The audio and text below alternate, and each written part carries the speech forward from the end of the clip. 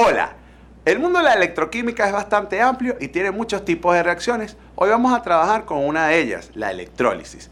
Veremos sus características y los diferentes tipos de electrólisis que existen en la naturaleza, cómo afecta a los electrodos y cómo podemos obtener distintos tipos de iones que hay en este fenómeno químico.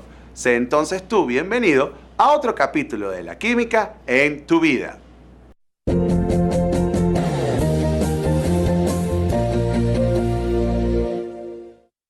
La electrólisis es el proceso en el cual existe un paso de corriente eléctrica por una disolución o por un electrolito fundido que produce una reacción redox no espontánea. En la electrólisis necesitamos de electrodos. Los electrodos son las superficies sobre las que tienen lugar los procesos redox. Estas electrólisis por lo general las vamos a tener en celdas o cubas electrolíticas, que son recipientes que contienen un electrolito. Los electrodos los podemos clasificar en ánodos o electrodos positivos, que es donde va a ocurrir la oxidación. Y existen electrodos negativos o cátodos, donde se va a producir la reducción. Veamos algunos ejemplos de electrólisis bastante comunes en la naturaleza.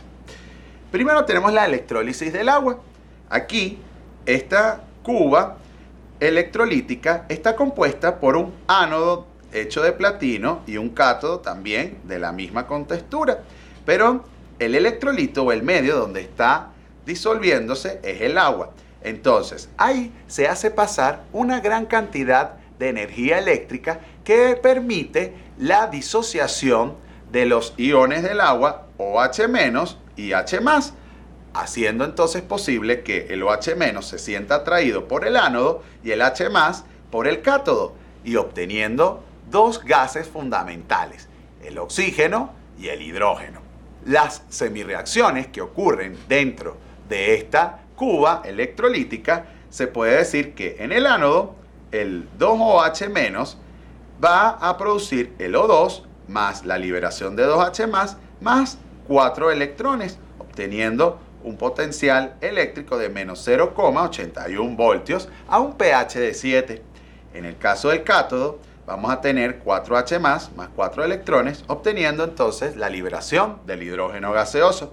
Si se fijan, al sumar las dos semirreacciones que ocurren en el ánodo y en el cátodo, obtenemos que el agua se dispersa en oxígeno y en hidrógeno, pero para ello necesitamos un total de menos 1,23 voltios. Pero la realidad es que para lograr esta separación vamos a necesitar un poquito más de tensión, que lo vamos a llamar sobretensión, entre un promedio de 2 a 2,5 voltios.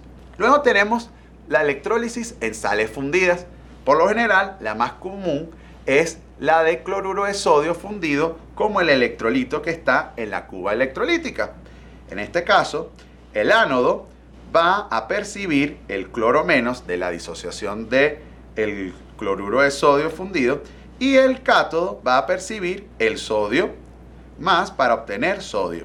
Entonces, en el ánodo tenemos 2Cl- que produce Cl2 más 2 electrones, obteniendo un potencial de oxidación de 1,36 voltios. El cátodo de 2 sodio más 2 electrones, 2 sodios, obteniendo menos 2,71 voltios, y al hacer la suma parcial, fíjense que nos da un total de menos 4,07 voltios. Y esta celda electrolítica por lo general nos permite obtener de una sal ya fundida la obtención de cloro y sodio en estados naturales. Luego tenemos una electrólisis en sales disueltas o electrólisis en disoluciones que tienen un electrolito fuerte.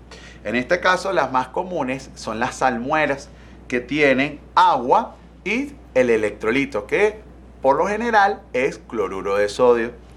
Entonces, aquí ocurre que al ya tener agua, el agua interviene en este proceso de electrólisis y por lo tanto va a estar involucrado en varias semirreacciones. En este caso, vamos a tener un ánodo de titanio y un cátodo de níquel, y vamos a tener entonces el paso del sodio de un lado y del otro, y vamos a obtener el cloro en estado gaseoso liberado porque va a captar del cloruro de sodio de la solución el ánodo, y el cátodo va a captar también el OH- liberándolo. Entonces, 2Cl- Cl2 más 2E es la reacción que va a ocurrir en el ánodo, siendo E, recuerden, los electrones. En el cátodo vamos a tener que el agua que entra por ahí, con la gran cantidad de energía que está gracias a la electrólisis, se separa en hidrógeno y en hidróxidos, y tenemos entonces que las dos semireacciones en un total de 2H2O más 2Cl- para obtener el cloro liberado en forma gaseosa del hidrógeno y las dos moléculas de OH-. Finalmente tenemos la galvanoplastia, o también el proceso de electroplateado, que es un proceso basado en el traslado de iones metálicos desde un ánodo a un cátodo en un medio líquido, compuesto por sales metálicas y ligeramente acidulado.